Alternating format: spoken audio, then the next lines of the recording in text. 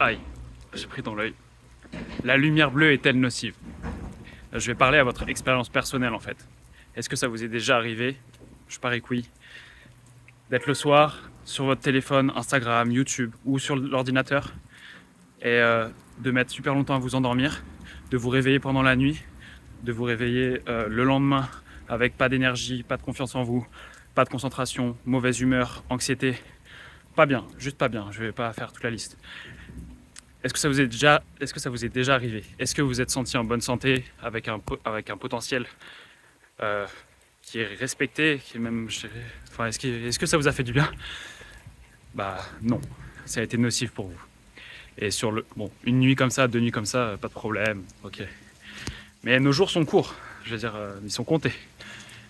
Sans passer sur de la philosophie, juste que le but de la vie quand même, c'est pas que le bonheur, mais c'est aussi de faire des trucs utiles et donc de bien utiliser ces journées. C'est ce qui différencie l'impact laissé par certaines personnes versus d'autres.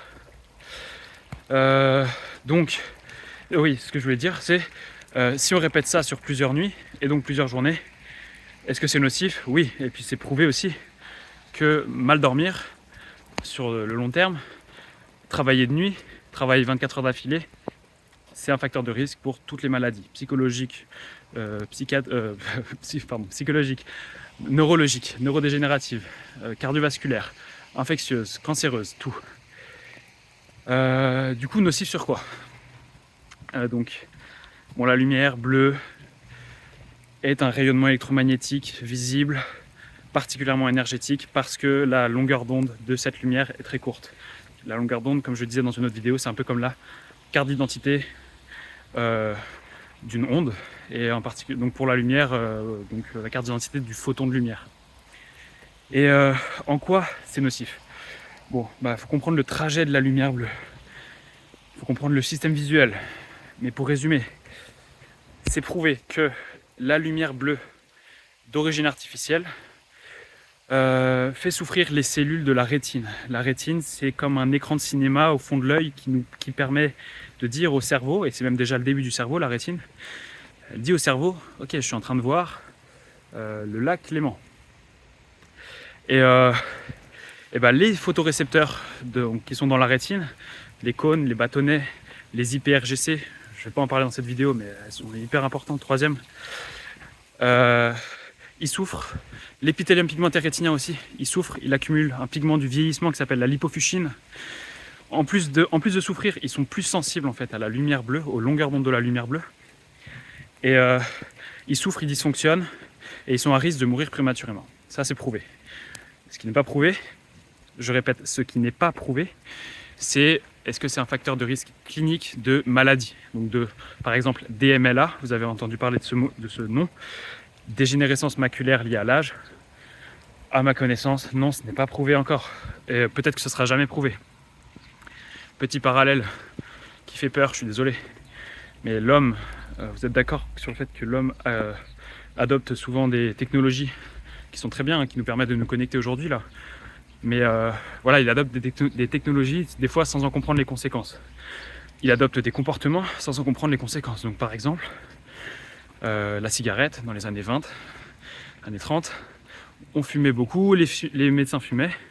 Et première étude qui montre que c'est un facteur de risque de cancer du poumon, sans parler de tous les autres cancers et toutes les autres maladies que ça crée. Première étude qui prouve ça, 1964 ou 62, je crois que c'est 64. Donc nocif sur la rétine, ok. Sans dire que c'est prouvé que c'est un facteur de risque de dégénérescence maculaire liée à l'âge, ni même de cataracte, même si je le pense quand même, mais voilà. Cataracte, c'est quoi? C'est l'opacification du cristallin, qui est le plus souvent lié à l'âge, même s'il y a d'autres causes, notamment traumatiques. Donc là, on a parlé juste de l'œil. Ensuite, l'œil, c'est passionnant, mais c'est vraiment notre ouverture sur le monde, quoi. Bon, il y a d'autres portes d'entrée, mais c'est quand même magnifique l'œil. Et même si c'est tout petit, l'œil en fait est déjà le début du cerveau. Il y a déjà des neurones qui sont dans la rétine. Et donc, tout notre fonctionnement nerveux et qui justement va être après responsable de notre fonctionnement des muscles, tous les organes, il est sous l'influence de notre système nerveux et en particulier là je pense du coup à notre rythme circadien.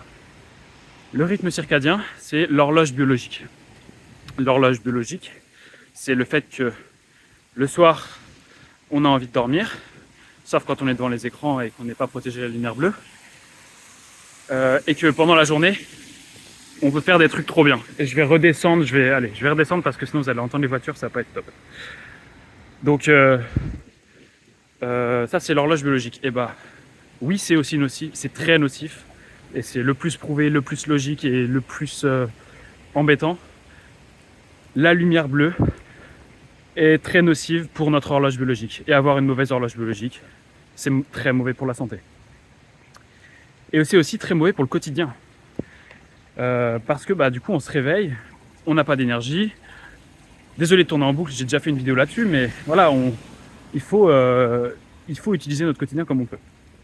Et donc, c'est prouvé que la lumière bleue, c'est nocif par notamment l'inhibition de la sécrétion de la mélatonine, qui est l'hormone du sommeil, qui en fait c'est une hormone qui est libérée par la glande pinéale ou épiphyse à l'arrière du cerveau, et qui, certes c'est l'hormone du sommeil, mais en fait c'est une hormone qui est donc, comme je disais au carrefour, dans une autre vidéo, au carrefour de nos fonctions physiologiques, pas que le sommeil, donc nos défenses antioxydantes, nos capacités à se défendre contre un virus, donc le système immunitaire, c'est anticancéreux, ça régule la glycémie avec la sécrétion d'insuline, ça nous permet de réguler aussi notre poids, ça a des super propriétés sur le plan psychologique. Par exemple aussi la lumière bleue, c'est prouvé que une exposition tardive le soir à la lumière bleue diminue les taux de dopamine dans une zone du cerveau qui s'appelle l'abénula, et aussi que ça augmente la sensibilité en fait à l'anxiété. Donc la mélatonine n'est pas sécrétée à cause de notre exposition à la lumière le soir. Et bon, heureusement aujourd'hui c'est possible de restaurer naturellement cette sécrétion, et alors de restaurer partiellement cette sécrétion de mélatonine grâce à des verres efficaces qui bloquent la lumière bleue, en particulier donc après le coucher du soleil et jusqu'à notre coucher à nous. Voilà, lumière bleue, nocif. J'ai fait un petit peu le tour, même si bon, il y a d'autres choses à dire, mais je vais pas continuer.